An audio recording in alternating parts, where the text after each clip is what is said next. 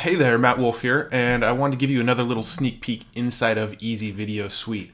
Now, this video and the last one I did are actually the first ever inside looks at Easy Video Suite. Nobody else has really seen it yet as of shooting this, so I feel very privileged to be able to show you what the inside of Easy Video Suite looks like and what to expect when it comes out in January. So what I'm going to show you today is actually what it looks like when you start to set up a video. So I made a little testimonial here, and I'm going to go into the settings and just kind of show you what it looks like when you add a new video. Now, you can have multiple profiles, so that basically means if you upload a video and you want to have it on multiple sites and you want different settings across multiple sites, you set up different profiles. So let's say I'm putting the video on my blog and it needs to be a certain dimension. I'll have one profile for that one, and then I'm putting it on somebody else's website. I would have to have a different dimension for that website because maybe the blog width is wider or something. Well, I would set up two different profiles, one profile for each place that I'm putting the video on. So that's what these profiles are for. I'm going to go ahead and just use the default profile and select the profile. And this is what it looks like inside of the settings of Easy Video Suite. This one is basically a step-by-step instead of the previous Easy Video Player where you log in and you just see a long page of settings and you just scroll down forever going through all the settings. Now it's just kind of a step-by-step process where you can pick the settings that you want and go from there. So the first thing you have is your width and your height, and automatically when you upload a video it automatically plugs in the dimensions of the video that you just uploaded. So if I uploaded a video that was 400 by 300, this width would automatically set to 400 by 300. It just defaults to whatever the size is.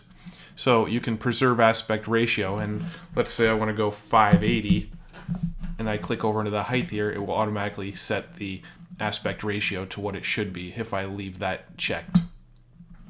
Auto buffer, that's pretty self-explanatory. The video, if you have it on no when they land on the page, the video won't start to buffer. If you have it set on yes when they land on the page, it will. You've got auto play, pause when lost focus. So if somebody starts browsing to another site in another tab, it'll automatically pause the video. That makes it so they can only play the video when they're present. User-related image, this is just kind of the image that shows up on the video when the video hasn't started playing yet, and it actually pulls an image from the video automatically if you don't set anything. So the image you see right here on my screen is an image that it just pulled from the video. Similar to what YouTube does, where YouTube pulls an image out of the video for you. Easy Video Suite actually does that now as well. So you can use that as your splash image and choose whether or not you want the play image on the video player. So you've got some options there.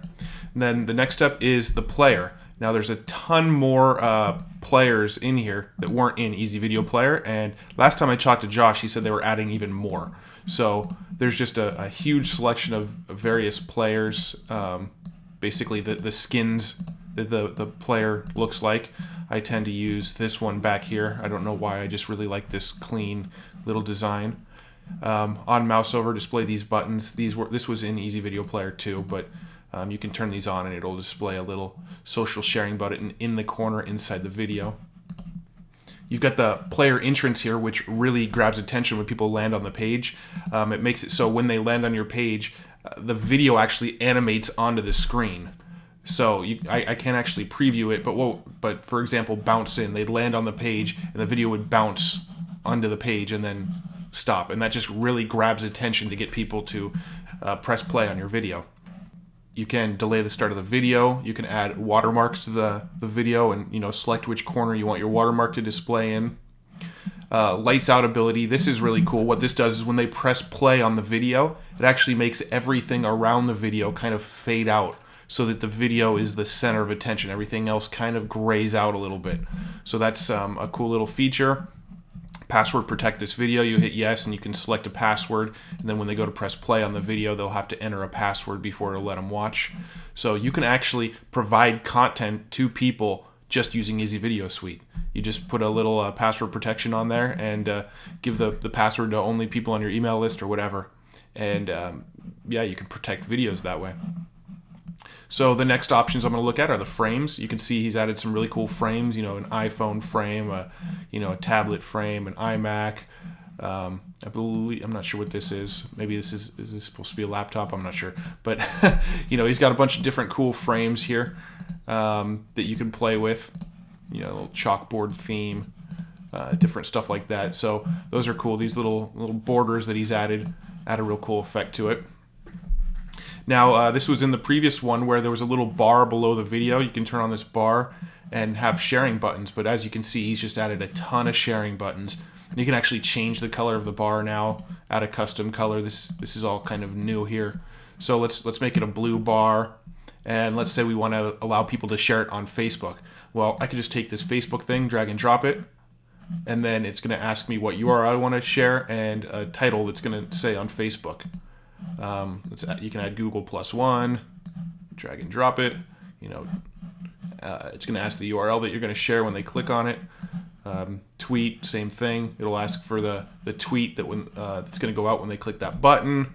You know, Dig, LinkedIn, Tumblr, StumbleUpon, so on and so on. I mean, give people the option to embed, give people the option to download your video. You can add whatever buttons you want below this video, and all you do is drag and drop them to where you want them. You want them somewhere else, you just drag them around, rearrange them however you want, and it's that simple. Pretty sweet. So that's most of this is new. The bar was there before, but all these options are pretty new. The colors are new. You can actually have 2 rows now instead of just 1 if you want. So you can have actually multiple rows of buttons if that's what you're into. So yeah, some cool features there. And then you've got a selection of shadows here. So you can go through and pick what kind of shadow you want below your video if you want a shadow at all. So yeah, and then of course you hit next and you can grab your embed code. So you click no, just save, or if you want to add events to the timeline, you can click yes, and it'll go to the next screen, which is events, which are things like adding buy buttons or opt-in forms inside the video or around the video. Those are what events are. And you know what? I will talk about events in one of my next sneak peek videos, so make sure if you haven't subscribed yet that you are subscribed. And I will show you what the timeline looks like in the next video. But if I go to get my embed code, you can see it's just like the old one. I can grab my embed code here, copy it, paste it on my site, and we are up and running. And another thing this does is by default, it gives you a video URL. Before it asked you if you wanted to make a page for that video. Now it just default makes a page for every video you upload.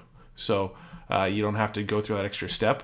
And then you've got some options here. If you click edit your videos page, it's got a very robust page editor with a ton of features, and that's going to be in one of my future sneak peek videos. So I will show you that in one of the next videos as well.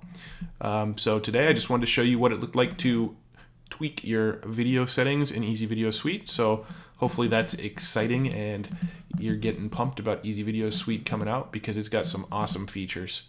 And you know, I've been loving using it over the past several months.